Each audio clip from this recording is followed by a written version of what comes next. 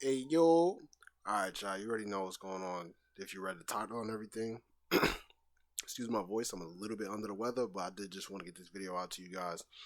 Just my thoughts on the latest Test Drive Solar Crown, Test Drive Unlimited Solar Crown commercial or trailer. Just about the improved build or improvements made in the most recent build that we didn't get to try on the console beta, but whatever. And just my reaction to some of the things that I've noticed. I'm not gonna front, like I already did watch it, but I'm here just kind of watching it with you guys just to give my thoughts about it. I already did let it play, and again, just want to give my thoughts and as well as just my thoughts on what I've seen in the PlayStation 5 demo or beta. Turn the volume down a little bit. All right, so here we got the Countach, and it's cool. It's cool. It's kind of surprising to see they picked the one without a wing. You usually see a Countach, the one with the wing that doesn't actually do anything. Like it's not aerodynamic whatsoever, but as a wing. We got this F430 Spider gameplay. Excuse me. And it looks good. Like they're talking about the improved lighting and everything. The lighting looks good. Like so, hats off to them. This looks great. It looks like they're playing this on like a PC or something because this is definitely not a console. We got a Gara RS gameplay. Again, still not a fan that they use the older dash style from the original Gara as opposed to like the updated Gara RS dash that looks more like the Rugera, but it is what it is. That seems like a common theme in this game to use like the older versions of cars. So I'll withhold my thoughts there. FXXK Evo gameplay, beautiful, sounds amazing. Nothing to say there. Lotus Avaya gameplay. It's not the Avaya. What is this? The Avaya or the Amira? That's one of them things. I forget the name of that. But it looked good. SL65 gameplay, some good old Black Series gameplay. This thing's sliding like a drift god. Almost reminds me of Hot Pursuit. How good they're drifting right now.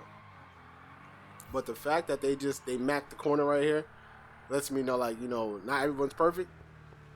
But at the same time, this is really good. I gotta see what this. You can't do this in the PS5 demo or the beta that's out right now.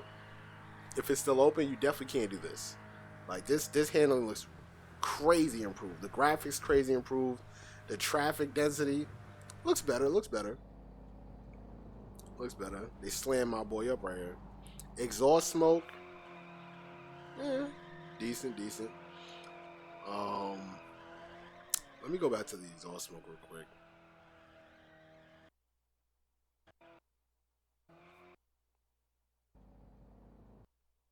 Yeah, let's go back to the exhaust smoke real quick. Make sure you guys are getting the full shebang on here. Oh, it's a max quality. Okay.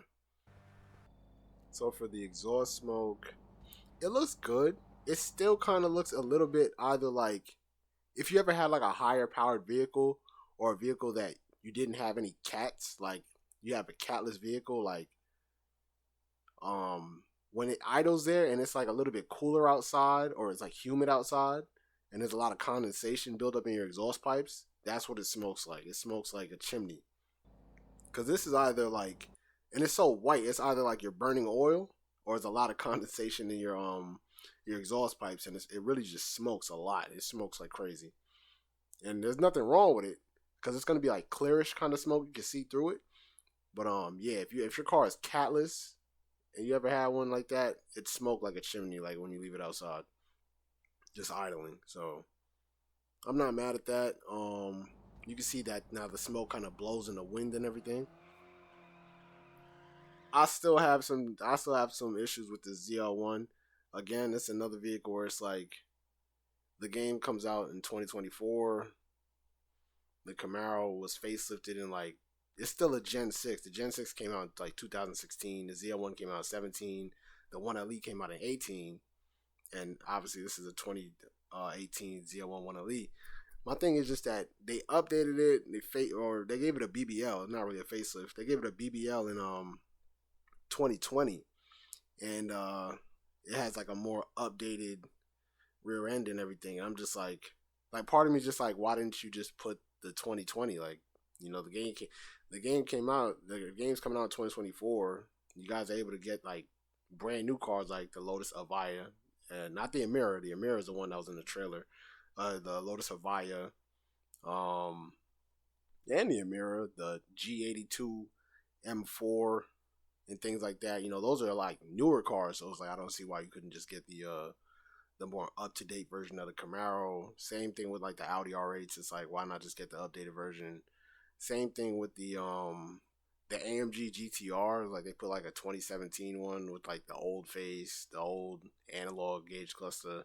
It's like, just put like a 2020 where it's like you got the digital dash and everything. But of course, if they got an AMG GT Black Series, if that's in the game, if they got a GT Black Series, then that only comes with the facelift. So we'll see. But yeah, just like little things like that.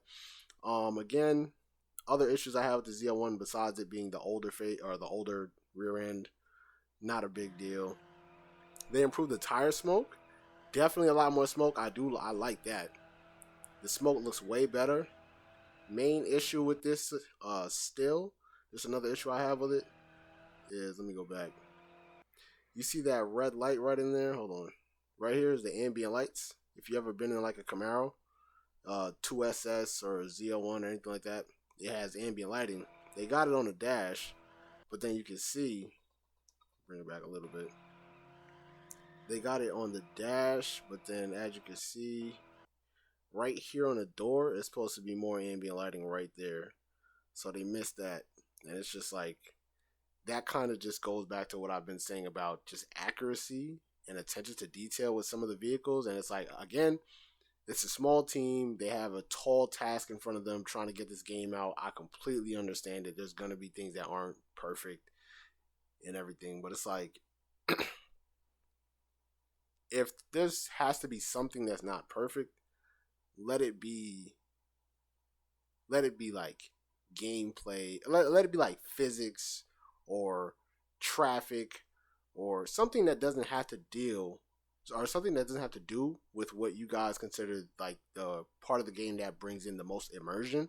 Because it's like, when you have the vehicles themselves have errors and inaccuracies and whatnot. For instance, the 370 that you get to choose from, as well as the Mustang that you get to choose from in the console beta, they have the incorrect transmissions. Like, I think the 370 is supposed to have a 7-speed automatic out of the G37, but they have like a 6-speed automatic or something like that. And then the Mustang, it has a 10R80 interior. So what a 10R80 is the 10-speed transmission. And the way you can notice that is if you go into the Mustang or look at any Mustang gameplay, it has the Prindle, the park, reverse, neutral, drive, and low or whatever. And you can see that on the digital dashboard, which I like. They put the 2018 with the digital dashboard, so that was a step in the right direction. And they put an automatic gear shifter, so it's an automatic Mustang interior, but then they made it a 6-speed, and the characters like legitimately grabbing the gear shifter and switching gears.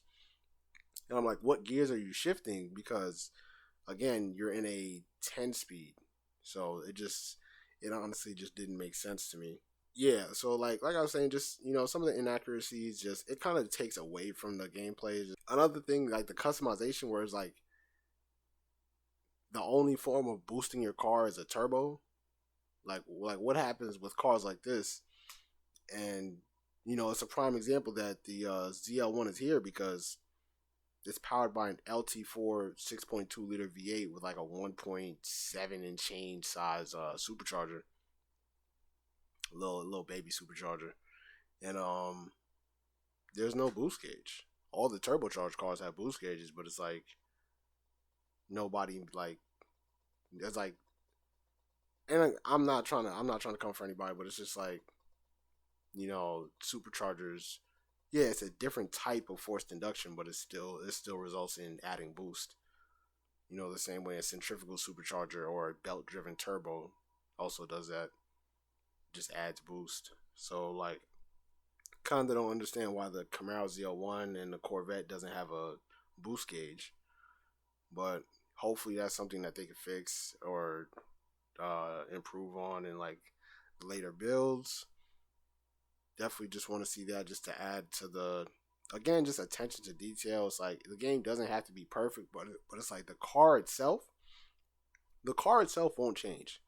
And what I mean by that is if you were to add a 20 I'd want a 2020 ZL1 want to lead, but whatever. You have a 2018 ZL1 want to lead, right?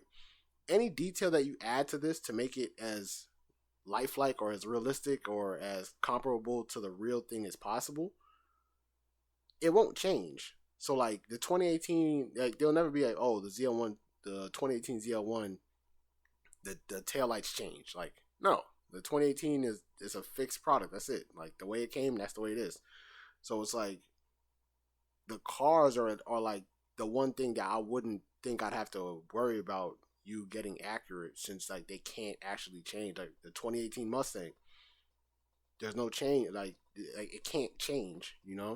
So it's like it's not really anything that you can. There's not really anything or a reason why you should get anything wrong or like put the wrong thing. Like what I'm saying? It's like and like I'm sure it's safe to assume that this ZL1 won't be a 10 speed. I'm sure it's safe to assume that this will also be a 6 speed manual car. That's fine as long as you put the 6 speed manual interior. Like that's all I'd have to say. If you put the 6 speed manual interior, then it's good to go. But yeah, like I just that was just one of my main issues with that. Just this attention to detail. Like I don't need everything to look insanely realistic. I don't need everything to be absolutely perfect. But if it was at least accurate, like for instance, you guys got the red seat belts, perfect. Everyone knows that every ZL1 comes with red seat belts. Like that's a non. You can't change that from factory. They all come with red seat belts, and pretty much the same interior, which is weird. But let's continue. The one LE looks great, sounds good. I can't hear the supercharger. I don't know what they were planning on doing with any of the supercharged cars, but I can't hear the supercharger whatsoever.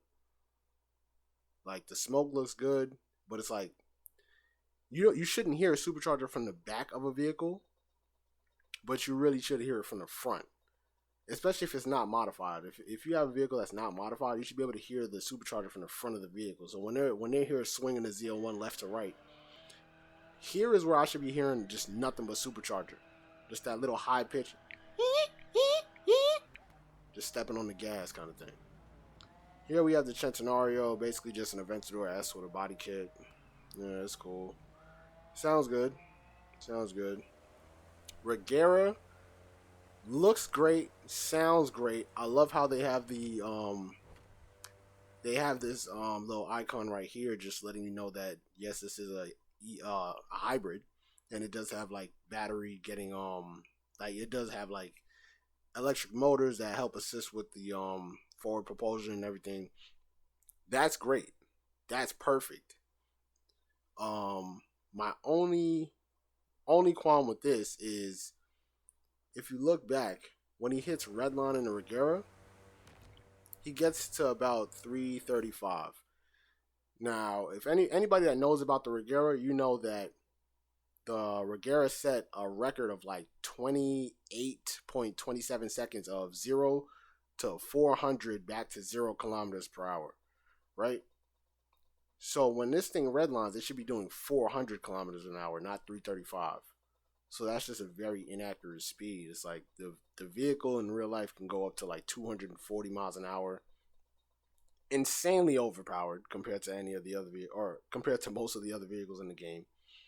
But yeah, like that right there, like unless it's modified and for some reason they shorten the gearing. There's only one gear, but if they shortened it or something like that, being that it only has one gear, hitting the red line would mean that it should be doing about 402 to about 405 kilometers an hour. So the fact that it was only 335 instead of like 405 is just extremely inaccurate, and it's like why if the car is supposed to be a certain like if it's just that much faster than a lot of the other cars, then that is what it is. Either don't add it to the game or add more cars that can keep up with it. And you have those cars. You got the Chiron Sport, the Agera RS. I don't know if I see any other cars that can keep up with this, but those are the first two that come off the top of my head that can keep up with it. So again, it looks good, sounds good. I like how they have the hybrid assist. You can see the boost gauge as well because it's a turbocharged car, twin turbo 5-liter V8. Um, Everything else is great. The speed is way off by like what 70 kilometers per hour, but besides that, everything else looks great. This is the Apollo IE interior. I like how you can see the character moving up and down, like it looks like they're breathing and everything. I like that. And yeah, that's the end of the trailer. But yeah, I definitely just wanted to just let out, what I was feeling, just things that I was seeing with the game so far. You guys, let me know what you think, and any interesting things that you came across when you were playing the game, and yeah, just let me know if what you guys think in the comments. Let me guys know what you think of this trailer as well. Did the improvements kind of make you more positive, give you a more positive outlook of the game? Did the improvements make you want to pre-order it as opposed to just wait for it to come out and see how it does? Just let me know in the comments. But yeah, I'm gonna let you guys go. You guys safe up, stay sturdy.